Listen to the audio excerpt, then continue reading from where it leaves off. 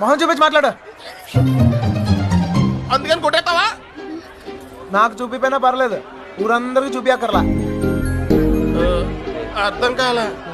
అర్థం అవ్వాల్సిన వాళ్ళకి అర్థమైతే చాలే. అలాంటప్పుడు నువ్వు ఈ మతాలు మందిరాలు ఎందుకు సృష్టించావయ్యా? నేను మనిషిని మాత్రమే సృష్టించాను మిత్రమా. వారికి జ్ఞానాన్నిచ్చాను, వారి నిర్ణయాలు వారే తీసుకునే స్వేచ్ఛనిచ్చాను. తెలిసి తెలియని వయసులో అమ్మతో ఆడే అబద్ధాలు ఆనందం ఉందే, ఆ స్వేచ్ఛ. ఒకడు తను ప్రేమించిన అమ్మాయి కోసం చేసే చిన్న చిన్న తప్పులో సరదా ఉందిగా, ఆ స్వేచ్ఛ. మంచి చెడులు తెలుసుకొని క్షమించే గుణంలో అనుభూతి ఉందే, ఆ స్వేచ్ఛ.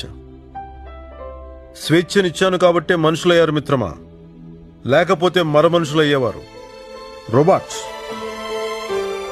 కానీ మీరు ఆ స్వేచ్ఛని స్వార్థానికి వాడుకొని కులం, మతం, ప్రాంతం, రకరకాల వైషమ్యాలతో